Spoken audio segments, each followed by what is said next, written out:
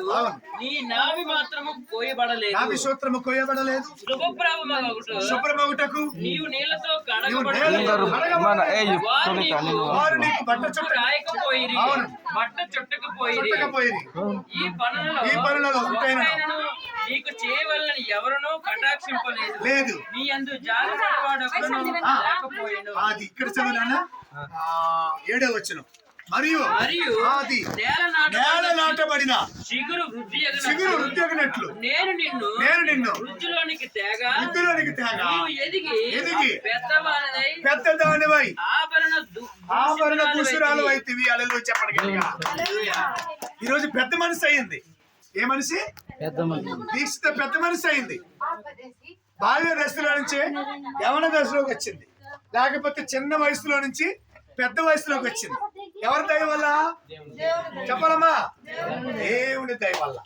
ఈ రోజున పెద్దదై ఆభరణాలు వేసుకుంటది. స్నానం చేసిన తర్వాత ముక్కుకి, చెవులకి, మరి పొట్టాకి, ఈ కాళ్ళకి మంచి మంచి వస్తువులు వేసేసుకుంటది. చీర కట్టుకుంటది, వాణి వేసుకుంటది. అదంతా ఎవరిదయ్యా? ఇక్కడ అదే చెప్తున్నాడు. చదువునాను. ఇంకా ఒకప్పుడు పుట్టినప్పుడు దిగంబరిగా పుట్టింది. దేవుడు ఆ బిడ్డకి మంచి అవయవాలు కూడా ఇచ్చాడు. దేవుడా తల వెంట్రుకలు పెరిగిన చక్కని జుట్టు పెరిగింది. మరియు నేను నీ వద్దకు వచ్చి నిన్ను చూడగా ఇష్టము పుట్టించు ప్రాయం. ఏ ప్రాయము? యవ్వన ప్రాయము. యవ్వన ప్రాయం అనగానే చాలా మందికి ఎన్నో ఇష్టాలు పుట్టుకొస్తూ ఉంటాయి. ఇష్టాలు పుట్టుకొస్తూ ఉంటాయి. యవన కాలంలోనే చాలా డేంజర్. జాగ్రత్తగా ఉండాలన్నా అప్పుడే, పాడైపోవాలన్నా అప్పుడే. యవన కాలం అనేది మరి ప్రవహించి ఒక నది లాంటిది. అప్పుడప్పుడు దానికి ఏం చేస్తుండాలి? గొట్లు ఎందుకు వేస్తాం? ఆ నీరు ఆగాలని. యవన కాల జీవితం అనేది చాలా అన్ని అవయవాలు సంపూర్ణంగా ఎదుగుతాయి. దేవుడు ఆ కుమార్తెగా అలాగా ఇచ్చాడు ఆ అవకాశం. కింద వచ్చిన చదువుదాన్న చూడండి. ఇక్కడ ఈ యవన కాలంలో ఏంటంటే ఆహారం పెట్టాలంటే బంగారముతోను వెండితోను అలంకరించి బట్టలు వేస్తాం. మేనమామ గారి బట్టలు. ఏమేమో మేనమామ గారి ముందు బట్టలు వేయాలి. మీ తమ్ముడు, ఇద్దరు తమ్ముళ్ళు ఎక్కడే ఉన్నారా? సుబ్బరా కూడా మీ అన్నయ్యనా? అయితే ఇప్పుడు మీ చేతుల మీద పట్టు వస్త్రాలు వేయాలన్నమాట. ఎందుకని?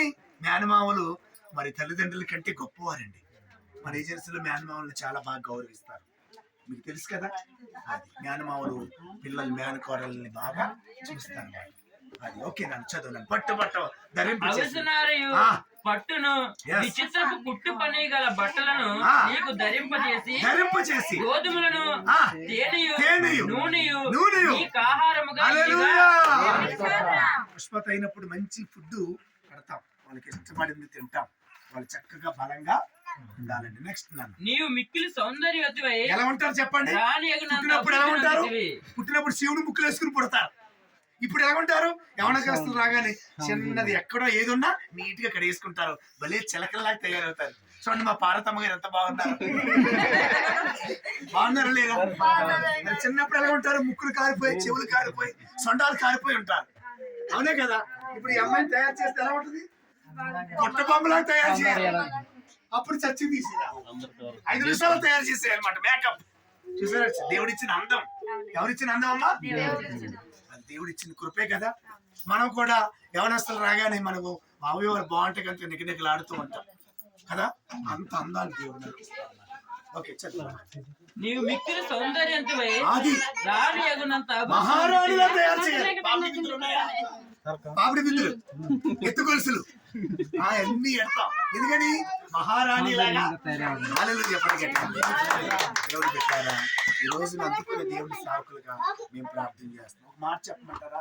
ఏదైనా పుట్టినప్పుడు మైలు, తర్వాత పుష్పత అయినప్పుడు మైలు, చనిపోయినప్పుడు మైలు.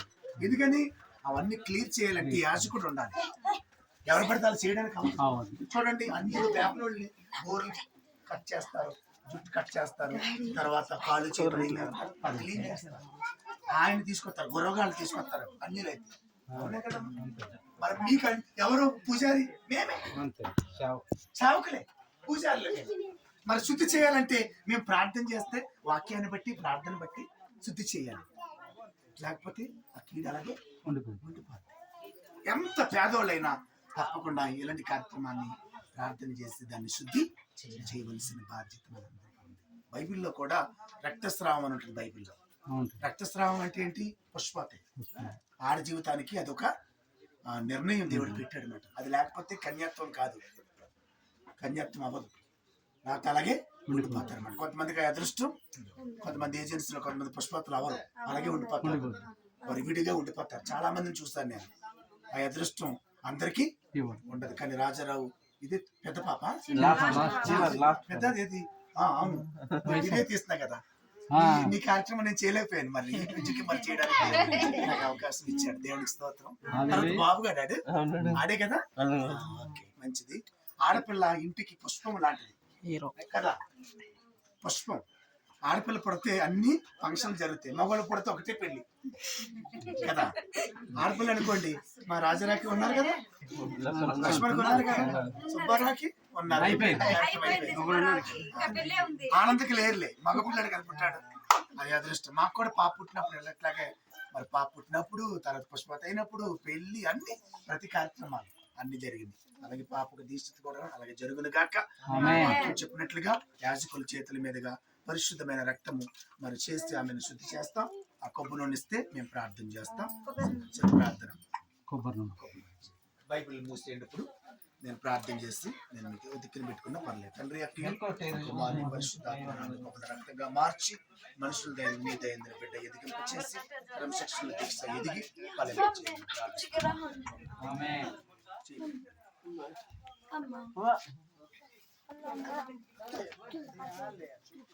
రండి, పెద్దోళ్ళు రండి, తల్లిదండ్రులు కూడా రండి.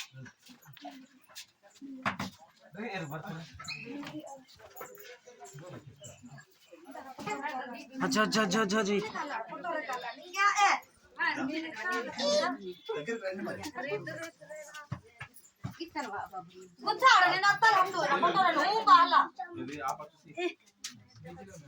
తండ్రి యొక్క కుమారుని పరిశుద్ధాత్మ మీరు రాసినట్లుగా రాయండి.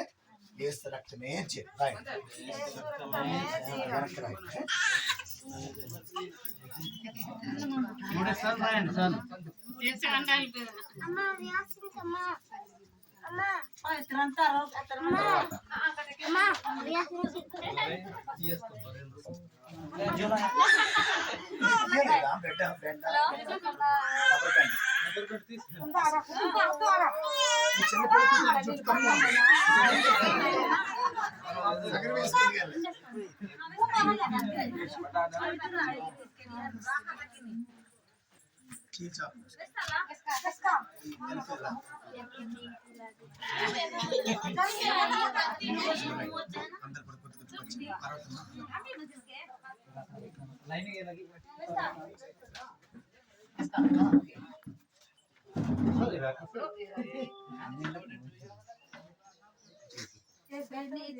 అంతే. నెక్స్ట్ రండి, త్వరగా త్వరగా కొద్ది కొద్ది పంచేయండి. అలాగా పంచేస్తే సరిపోద్ది. అది కొద్ది కొద్ది పంచేయండి. కొద్దిగా అమ్మా కొద్ది కొద్ది పంచేయండి. పంచేసి రాసేయండి. అక్షంతలు ఎక్కడ పెట్టారు? పంచండి కొద్దిగా. అవి వేసిన తర్వాత స్నానం చేయించండి.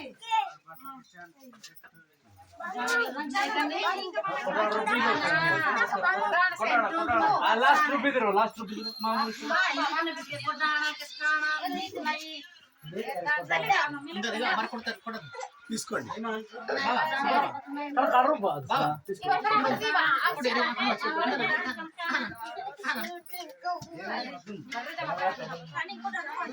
బరిసేనా బరిసేనా అది ఇది వండా కాదు, బరిసేనా ఇలాగా అనురా మరి రా మరి.